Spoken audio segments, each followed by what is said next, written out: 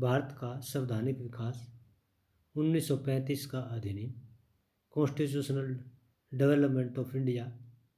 आज के लेक्चर में हम 1935 के अधिनियम पर डिस्कस करेंगे। 1935 का अधिनियम क्या है? यह अधिनियम ब्रिटिश गवर्नमेंट के द्वारा 1935 में पास किया गया था और 1937 में इसको लागू किया गया था। इस अधिनियम में कुल 321 धाराएं हैं और 10 प्रकार की अनुसूचियां हैं। कुल इसमें 14 भाग हैं। इस अधिनियम की कुछ महत्वपूर्ण विशेषताओं का हम डिस्कस करेंगे। इस अधिनियम की महत्वपूर्ण विशेषताओं में सबसे पहले केंद्रीय सरकार के बारे में कि इस अधिनियम के तहत 2 प्रकार के विषय रखे गए थे, रक्षित विषय और हस्तांतरित विषय। ये जो विषय थे 1919 के एक्ट के द्वारा, इनका जो डिफरेंस है वो इसमें समाप्त कर दिया गया और प्रांतीय प्रशासन को भारत मंत्री जो नियंत्रण है वो प्रदान किया गया। यानी एक प्रकार से प्रांतीय प्रशासन को पूरी तरह से उत्तरदायी ठहराने के लिए यानी केंद्रीय नियंत्रण उस पर कम किया गया। इसके साथ ही भारत जो सचिव अपने कार्यों के लिए विधान परिषद के प्रति उत्तरदायी ठहराए गए। प्रांतीय गवर्नर से यह आशा की गई कि वो मंत्रिमंडल के अनुसार प्रशासन जो शासन है वो चलाएंगे। गवर्नर बहुमत दल के नेता के परामर्श से मंत्रिमंडल का गठन करेंगे और मंत्रियों से संयुक्त दायित्वों की भावना को प्रोत्साहन देंगे। इस अधिनियम से प्रांतों की विधान पालिकाओं का पुनर्गठन किया गया। बिहार, मद्रास, असम, उत्तर प्रदेश में द्विसदनीय विधान पालिका और शेष प्रांतों में एक सदनीय विधान पालिका रखी गई। यानी कुल 11 प्रांतों में से 6 में द्विसदनीय विधानमंडल की व्यवस्था की गई। ऊंच सदन को विधान परिषद कहा गया और निम्न सदन को विधानसभा कहा गया। ऊंच सदन में सदस्यों का चुनाव आनुपातिक प्रतिनिधित्व प्रणाली के आधार पर और निम्न सदन में सांप्रदायिक चुनाव प्रणाली के आधार पर निर्वाचन किया गया। प्रांतीय व्यवस्थापिका में कम से कम 60 सदस्य और अधिक से अधिक 250 सदस्यों की संख्या निश्चित की गई। केंद्र में ड्यूल गवर्नमेंट सिस्टम स्थापित किया गया। राज्यों से ड्यूल सिस्टम को समाप्त कर दिया गया। इस अधिनियम के तहत केंद्रीय विषयों में रक्षित और हस्तांतरित 2 विषयों में बांटा गया। रक्षित विषयों में जैसे रक्षा का विषय है, विदेशी मामलों का विषय है, चर्च धर्म संबंधी मामले हैं, स्थानीय कबीलों के मामले हैं। ये सारे रक्षित विषयों में निर्धारित किए गए। और हस्तांतरित विषयों में जो इन विषयों को छोड़ करके बाकी विषय बचे उनको हस्तांतरित विषयों की सूची में रखा गया। इसके साथ साथ हस्तांतरित विषयों में प्रबंध वायसराय और मंत्रिपरिषद को सौंपा गया, जिसमें अधिक से अधिक 10 सदस्य हो सकते थे। गवर्नर जनरल को केंद्रीय विधान पालिका में बहुमत प्राप्त दल के नेता के परामर्श पर मंत्रिपरिषद बनाने का निर्देश दिया गया। उसे यह भी निर्देश दिया गया है कि केंद्रीय विधान पालिका के प्रति उत्तरदायी रहेंगे। तो एक प्रकार से राज्यों में दोहरे शासन को समाप्त कर दिया गया और केंद्र में दोहरे शासन को स्थापित किया गया। इस अधिनियम के तहत अखिल भारतीय संघ की स्थापना पर फोकस किया गया। भारत को एक संघीय राज्य के रूप में स्थापित करने का प्रयास किया गया। इसमें ब्रिटिश प्रांत, चीफ कमिश्नर प्रांत और देशी राज्यों को मिलाकर के अखिल भारतीय संघ की स्थापना करने पर बल दिया गया। प्रांतों का इस संघ में होना अनिवार्य था, लेकिन जो देशी राज्य थे उनको उनकी इच्छा पर छोड़ दिया गया।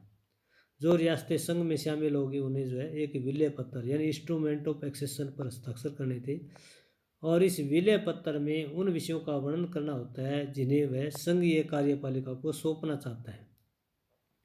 इस प्रकार संघ में शामिल होने और प्रशासकीय विषयों को सौंपने में देशी रियासतें पूरी तरह से स्वतंत्र थी। यही नहीं वरन देशी राज्यों को प्रांतीय की अपेक्षा अधिक प्रतिनिधित्व देने की व्यवस्था की गई है।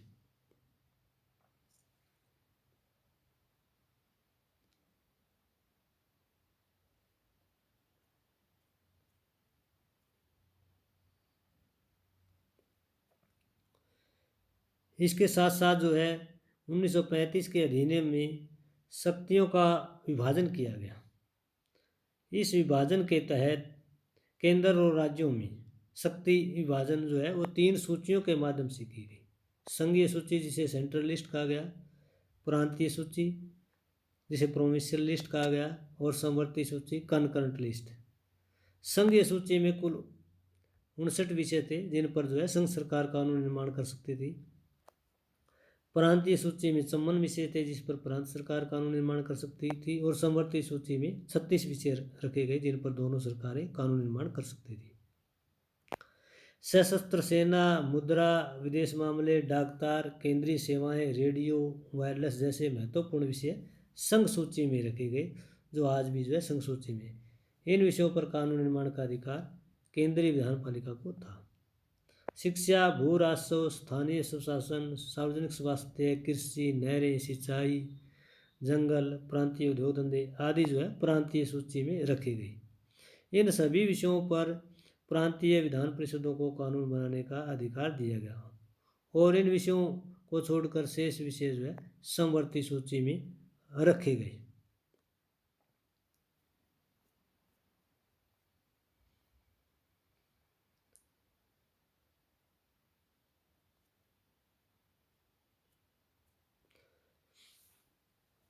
इसके साथ ही समवर्ती सूची के विषयों पर भी कानून बनाने का अधिकार जो है संघीय सरकार और प्रांतीय विधानमंडलों को सौंपा गया। समवर्ती सूची के विषयों पर गतिरोध होने की दिशा में संघीय विधानमंडल द्वारा बनाया गया कानून प्रमुख माना गया। जो विषय इन तीनों सूचियों में अंकित नहीं किए गए उस संबंध में गवर्नर जनरल के आदेश से केंद्रीय या प्रांतीय विधानमंडलों को कानून बनाने का अधिकार दिया गया।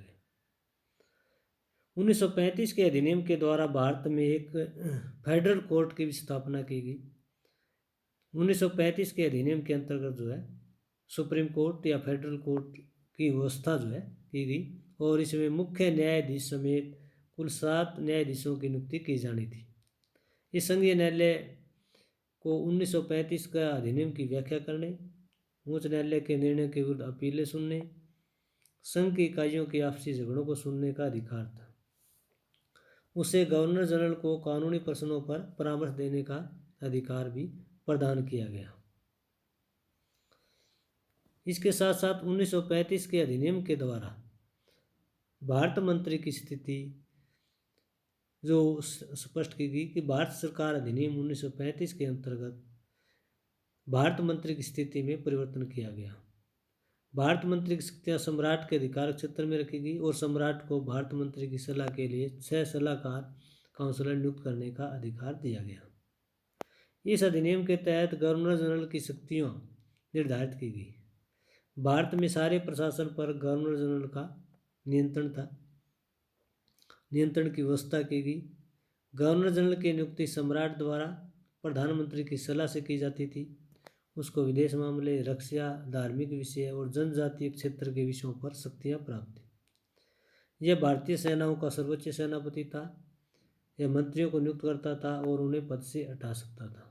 विभागों का बंटवारा, बैठकों की अध्यक्षता करना इसके अधिकार क्षेत्र में था। यह चीफ कमिश्नर, न्यायाधीश, संघीय लोक सेवा आयोग के अध्यक्ष, सदस्यों तथा अन्य उच्चाधिकारियों की नियुक्ति कर सकता था। विधानमंडल की बैठकें बुलाना, स्थगित करना, संयुक्त अधिवेशन बुलाना, विधायकों को संदेश भेजना, अध्यादेश जारी करना, आपातकाल की घोषणा करना आदि महत्वपूर्ण कार्य राष्ट्रीय स्तर पर गवर्नर जनरल के द्वारा किए जाते थे, और वह इन सभी शक्तियों का प्रयोग अपनी इच्छा से करता था।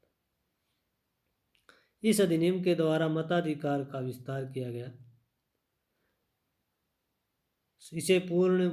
इससे पहले जो है भारत में लगभग 3% लोगों को मताधिकार प्राप्त था, लेकिन इस अधिनियम के तहत जो है 10% से ज़्यादा लोगों को मताधिकार प्राप्त हुआ। इस अधिनियम के तहत जो है महिलाओं को और श्रमिकों को पहली बार जो है मताधिकार प्राप्त हुआ। 1935 के अधिनियम के तहत जो है गवर्नर की शक्तियाँ निर्धारित की गई। प्रांतों में पूर्ण उत्तरदायी शासन की स्थापना की गई। गवर्नर जनरल का जो सीधा नियंत्रण है प्रांतों पर समाप्त कर दिया गया। गवर्नर की जो नियुक्तियां जो है वो ताज के द्वारा की जाने लगी। उत्तरदायी शासन के लिए आरक्षित और हस्तांतरित विषयों का भेद जो है समाप्त हो गया। गवर्नर एक प्रकार से राज्याध्यक्ष बन गए, परंतु इस अधिनियम में भी उन्हें विवेक के आधार पर निर्णय लेने की शक्ति प्राप्त थी। इस कारण वे अब भी जो है एक प्रकार से वास्तविक शासक थे। मंत्रियों के कार्यों में बाधाएं डालने के लिए अब उन्हें जो है विवेक की प्रभावशाली शक्ति प्रदान की गई। 1935 के अधिनियम के तहत जो है सांप्रदायिक चुनाव पद्धति का विस्तार किया गया। इस अधिनियम के तहत हिंदू, मुस्लिम, सिख, ईसाई के साथ साथ दलितों को अलग प्रतिनिधि चुने जाने का अधिकार प्रदान किया गया। इस अधिनियम के अंतर्गत मुसलमानों और यूरोपियों को उनकी जनसंख्या के अनुपात से अधिक प्रतिनिधित्व दिया गया। एक प्रकार से 1935 के अधिनियम के द्वारा भारत के लोगों को जो है धर्म के आधार पर विभाजित किया गया। इस अधिनियम की एक महत्वपूर्ण विशेषता ब्रिटिश संसद की सर्वोच्चता है। इस अधिनियम के अंतर्गत भारत में केंद्रीय और प्रांतीय विधानमंडलों को किसी प्रकार का परिवर्तन करने का अधिकार नहीं था। एक प्रकार से 1935 के एक्ट में संशोधन करने का अधिकार केवल जो है ब्रिटिश संसद को था। विधानमंडलों को कुछ विशेष मामलों के संबंध में संविधान के लिए सिफारिशें करने का अधिकार दिया गया। अंतिम शक्ति और प्रभुसत्ता ब्रिटिश संसद के हाथों में रखी गई। तो एक प्रकार से 1935 का एक्ट जो है भारत में प्रांतों को उत्तरदायी शासन स्थापित करने के लिए, भारत में एक संघीय राज्य स्थापित करने के लिए, केंद्र में दोहरी शासन प्रणाली लागू करने, राज्य सरकारों पर गवर्नर जनरल का नियंत्रण कम करने, इसके साथ साथ जो है चुनाव के आधार पर देश के लोगों को हिंदू, मुस्लिम, सिखों में विभाजित करने का एक प्रकार से प्रयास किया गया। भारतीय संघ में शामिल होने के लिए देशी राज्यों को उनकी इच्छा पर छोड़ दिया गया और भारतीय संघ में देशी राज्यों ने जो है शामिल होने से इनकार कर दिया। इस अधिनियम की बहुत सारी खामियां थी। 1937 में इसे लागू किया गया, लेकिन 1939 में जो है सेकेंड वर्ल्ड वार की जो आहट होगी और उससे जो है वास्तव में इस अधिनियम को लागू नहीं किया जा सका। तो 1935 का अधिनियम जो है भारत के संवैधानिक विकास में इसका एक महत्वपूर्ण योगदान रहा है।